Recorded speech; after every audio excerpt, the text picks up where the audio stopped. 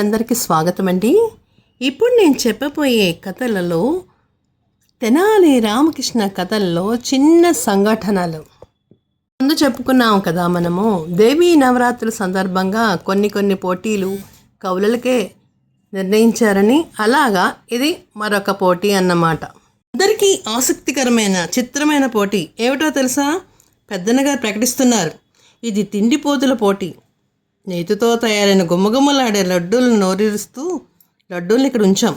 ఎవరు ఎన్ని లడ్డూలు తినగలరో ముందుగా చెప్పిన వాటికంటే కనీసం ఒక్క లడ్డూ అయినా ఎక్కువ తిన్నవారికి ఈ ఏడు మేటి తిండిపోతుల్లో గుర్తించి గెలిచిన వారికి 100 బంగారు నాణాలు బహుమతిగా ఇస్తాం అని ఒకరు చెప్పారు. ఒకవైపు నోరూరించే లడ్డూలు, మరొక వైపు 100 బంగారు నాణాలు అనేసరికి అందరికీ కూడా ఆశ పుట్టేసింది. నేను 25 లడ్డూలు తింటా అన్నాడు భట్టుమూర్తి. రామకృష్ణుడు వెంటనే నేను 1 ఎక్కువ తింటా అన్నాడు. రామరాజభూషణుడు కస్సుమని లేచి నేను 30 తింటా అన్నాడు. రామకృష్ణ నేను 1 ఎక్కువ తింటా అన్నాడు. తాతాజీ వారి సైగలను అందుకుని అప్పన్న లేచి అబ్బో అంతా బంగారం కొట్టేద్దామనే, నేను ఏకంగా 50 లడ్డూలు తింటా అన్నాడు. రామకృష్ణుడు తొణక్కుండా బెనక్కుండా నేను 1 ఎక్కువ తింటా అన్నాడు. నల్లతమ్మికి ఒళ్ళు మండిపోయి ఏమిటి నువ్వు తినేది, నేను ఏకంగా 100 లడ్డూలు తినేస్తా అన్నాడు. రామకృష్ణుడు తడుముకోకుండా నేను అన్నిటికంటే 1 ఎక్కువ తింటా అన్నాడు. ఆ మాట విని అందరూ కూడా ఆశ్చర్యపోయారు. ఒకళ్ళు 100 లడ్డూలు తింటే మాటలా, నల్లతమ్మి తిండి పుష్టి గలవాడు కాబట్టి తింటాడు, రామకృష్ణ తినగలడా ఏమిటి, ఇందులో ఏదో కుతంత్రం ఉంది అని పెద్దన్నగారు అనుమానంగా తాతాజీ వైపు చూశారు. తాతాజీ పెదవులపై చిరునవ్వు కనిపించింది.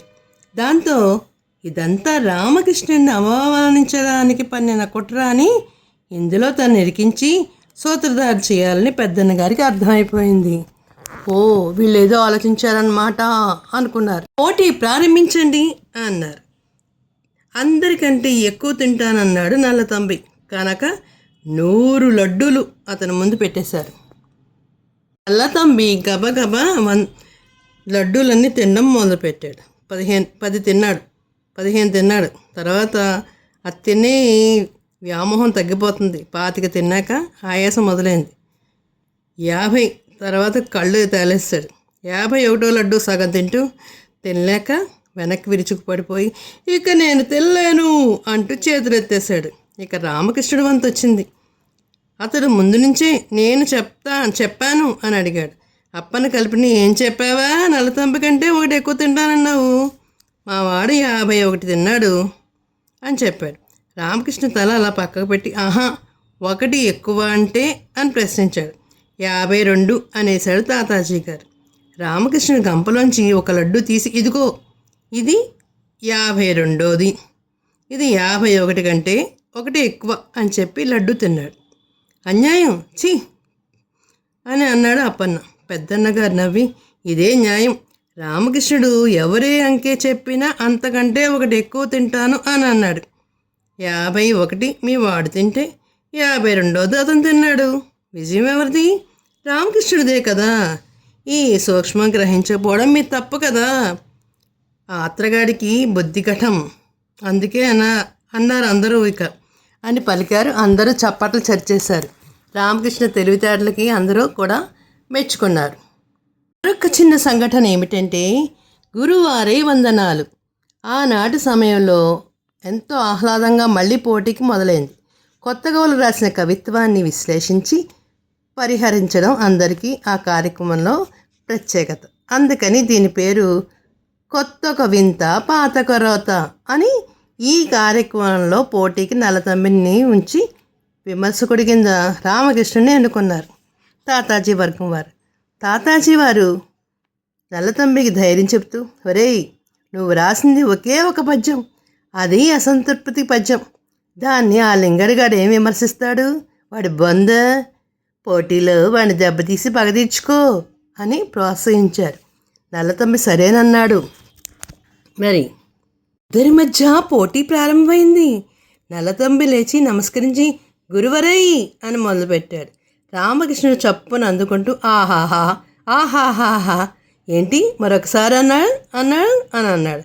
ఆ పదంలో ప్రశంసించదగినది ఏముందో అర్థం కాక అందరూ మొహమొహాలు చూసుకున్నారు. నల్లతంబి కూడా అదే అనుమానం వచ్చి సందేహిస్తూ తమిళి అసలు గురువరై అన్నాడు. రామకృష్ణ ఓహోహో ఆ తర్వాత అన్నాడు. అయితే మరి గురువారమా 100 రోజులు గురుపరా వందనాలు అని పలికాడు. నల్లతంబి కంగారు పడిపోతూ ఇల్లే గురువరే ఇల్లే అన్నాడు. రామకృష్ణుడు విశ్లేషిస్తూ కాదు గురువర్య కాదు అన్నాడు. నల్లతంబి కోపంతో ఆడే పాపి గురువరై అనగానే ఒరే పాపి గురువరా అనేశాడు రామకృష్ణుడు.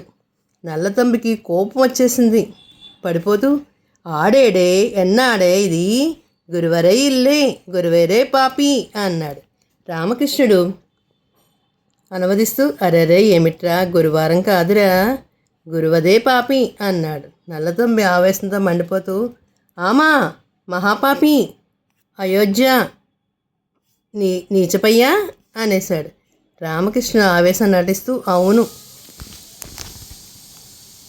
నువ్వు చెప్పే పద్యానికి అర్థం ఏమిటంటే అవును మహాపాపి అయోగ్యుడు నీచాతి నీచుడు అంటూ దానికి సరైన సమాధానం చెప్పాడు. నల్లతంబికి కంఠశోష వచ్చి ఏం చేయాలో పాలుపోక ఇప్పుడు నాన్ వాయు ముడిస్తీ అనేశాడు. రామలింగడు అనువదిస్తూ ఎంతటో నోరు మూసుకుంటున్నావా అని పలికి ఆహాహా ఇలాంటి కవిత్వం నా జన్మలో వినలేదు ప్రభు. గురువారాన్ని అడ్డం పెట్టుకుని గురువారిని తిట్టినట్టు తిట్టి పలికిన పద్యం. దీన్ని అందుకున్న ఈ గురువు చరిత్రలో శాశ్వతంగా నిలిచిపోతారు ప్రభు అని నవ్విచ్చాడు. సభలో వాళ్ళంతా కూడా పగపగ నవ్వడంతోనే తాతాజీ వారి మొహము మాడిపోయింది. దసరా ఉత్సవాల సందర్భంగా విజయనగరానికి భోగమేళ వచ్చింది. అందులో ఎంతోమంది కన్నేరికం చేయని నెరజాళ్ళు ఉన్నారు, అందగత్తులు ఉన్నారు. దానిలో ఒక ఆమె తాతాచార్య వారికి బాగా తెలుసు.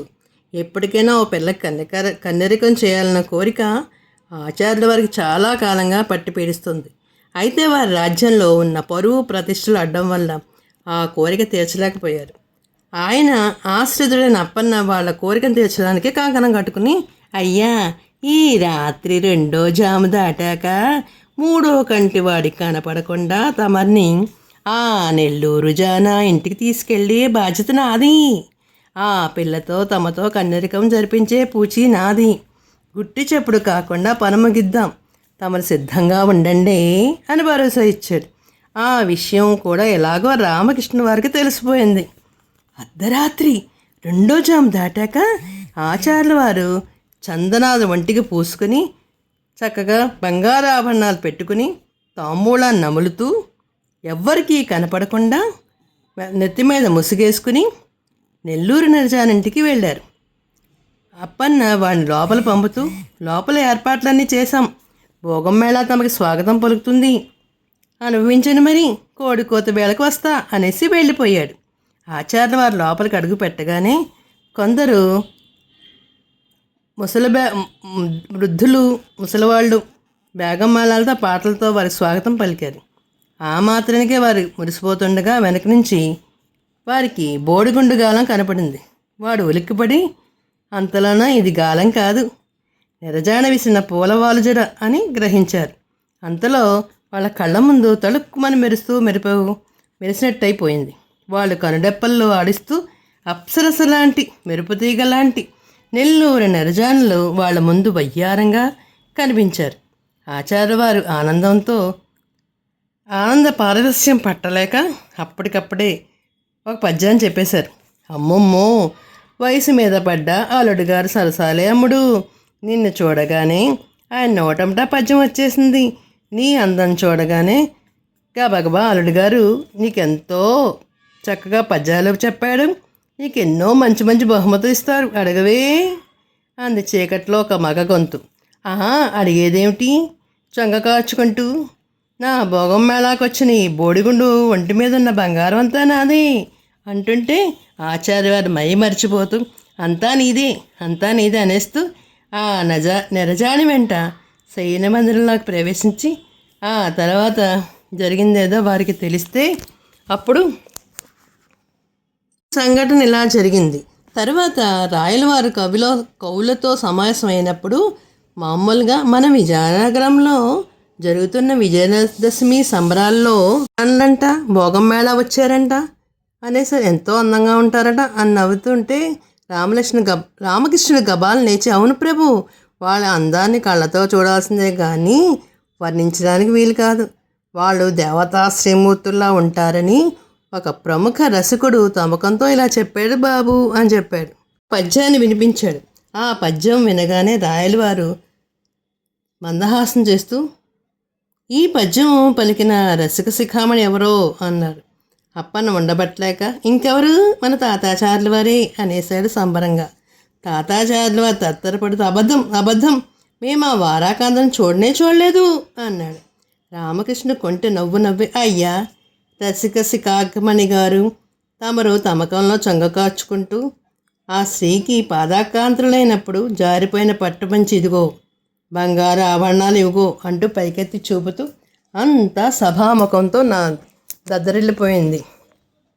ఆ సమయంలో రామకృష్ణుడు ఒక బోడిగుండు వేషం వేసుకుని తాతాచార్యుల వారి దగ్గరే నుంచున్నాడు అన్నమాట.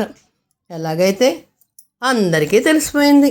తాతాచార్యుల వారు ఆ భోగం మేళా స్త్రీ దగ్గరికి వెళ్ళి ఆ రాత్రంతా ఉన్నట్టు తెలుసుకుని సభలోనున్న వాళ్ళ కవులందరూ కూడా నవ్వుకున్నారన్నమాట. ఇంత వయసు వచ్చిన ఆయనకి బుద్ధి మాత్రం మారలేదా అని అనుకుని అందరూ కూడా హాస్యంతో చేతులతో చప్పట్లు చరిచారు. తెలుగువారి దీపకాంతికి లైక్ చేసి, షేర్ చేసి, సబ్స్క్రైబ్ చేసి, కామెంట్ రూపంలో పెట్టండి మరి.